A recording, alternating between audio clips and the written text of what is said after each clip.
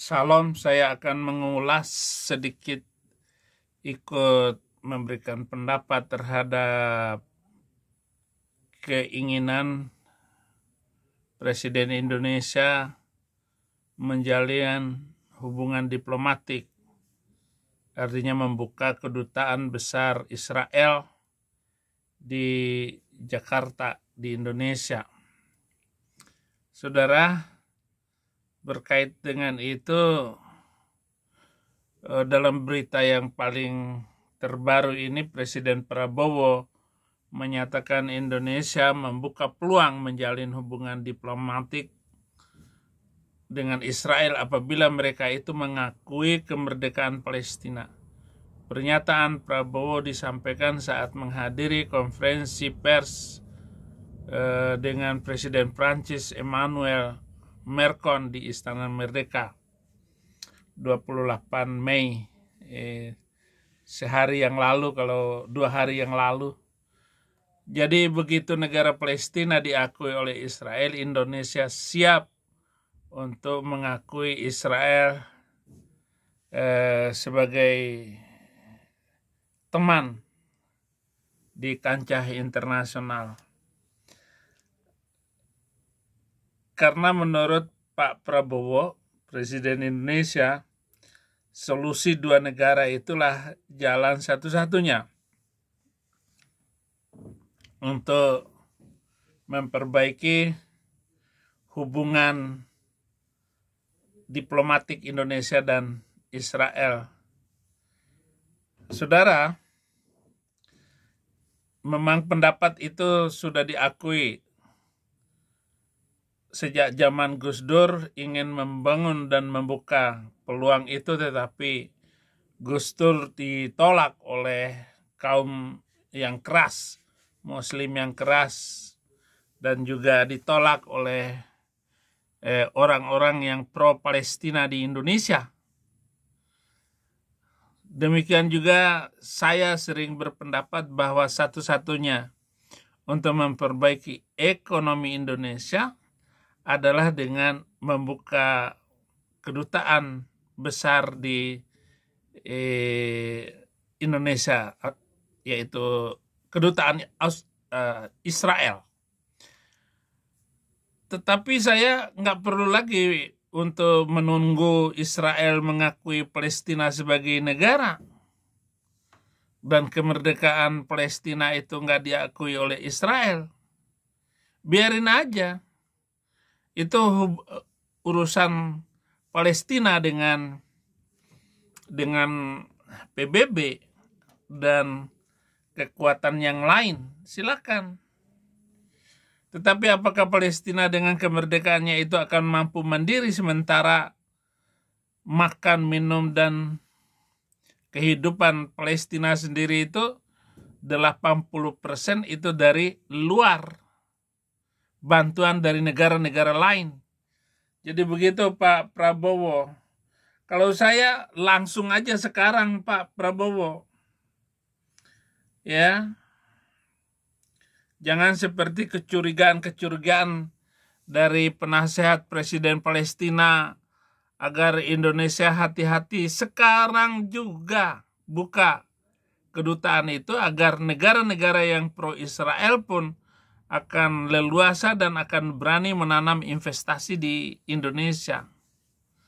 Ya, kalau begitu, sementara Indonesia itu dalam keadaan seperti rakyatnya itu kepalanya sudah keras dan kebenciannya kepada Israel itu luar biasa, ditopang baik oleh Quran maupun oleh hadis. Jadi kalau bagi saya, ya buka itu. Ataupun Panji Gumilang senang berulang kali Syekh Panji Gumilang Az-Zaitun itu, Indonesia kalau mau maju harus membuka kedutaan Israel. Nah, mengenai kemungkinan untuk membuka kedutaan Israel di Jakarta itu, misalnya yang membuka peluang ekonomi dan kerjasama yang lebih luas antara Indonesia dan Israel, di sisi lain langkah ini akan dapat menimbulkan kontra antara berbagai kalangan di dalam masyarakat dan Islamisme Indonesia. Jadi itu pendapat yang tidak suka. Yang pro, ya bagaimana kedutaan dapat membuka peluang kerjasama lebih luas di berbagai bidang seperti teknologi, pertanian, kesehatan. Israel dikenal memiliki inovasi di berbagai bidang dan kerjasama dengan mereka dapat bermanfaat bagi Indonesia dan akan membuka ekonomi. Bahkan Israel adalah negara yang penasehatnya itu luar biasa. Mau senjata lah, mau pertanian, mau peternakan. Israel sekarang menjadi negara yang subur. Sementara Palestina setiap hari itu tidak kurang dari 21.000 orang Palestina kerjanya di Israel. Tapi syaratnya jangan bawa sajam di sana, senjata tajam. Dalam hal ekonomi, saya kira Israel meningkatkan perdagangan karena ekonomi Israel itu ditopang oleh orang-orang Israel yang ada di London, yang ada di Amerika dan Australia, di Sydney. Orang-orang itu kekayaannya minta ampun mereka.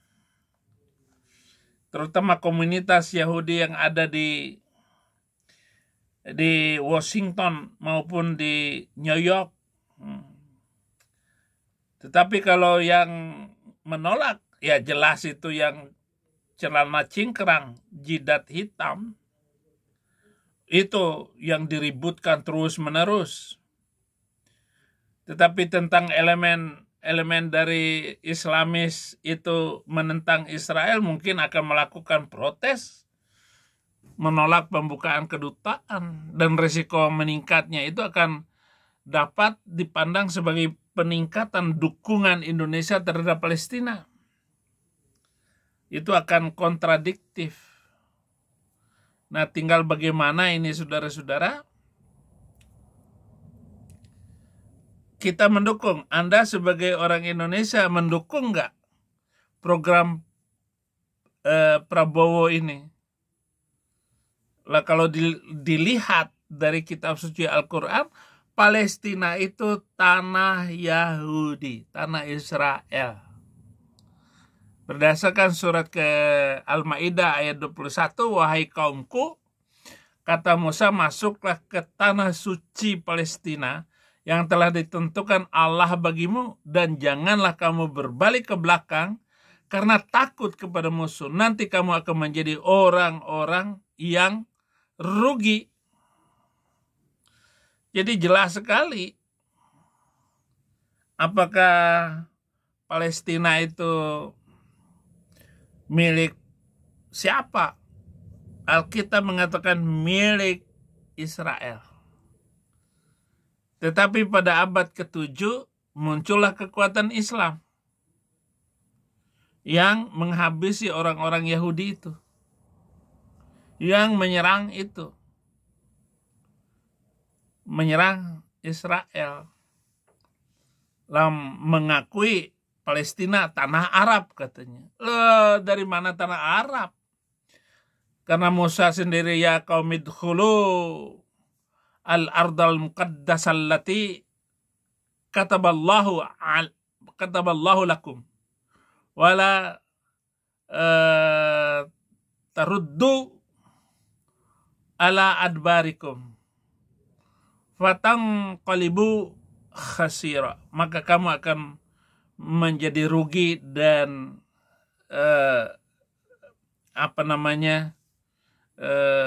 kamu tertolak dan rugi, begitu. Tidak akan diterima. Musa telah menunjukkan keberaniannya. Sehingga ayat ini tertulis dalam Al-Quran. Tetapi bagaimana kontradiktif antara kelakuan orang Islam terhadap Israel, sementara Israel ini mau hidup toleran dan damai. Demikian saudara-saudara, komentar saya. Tuhan memberkati.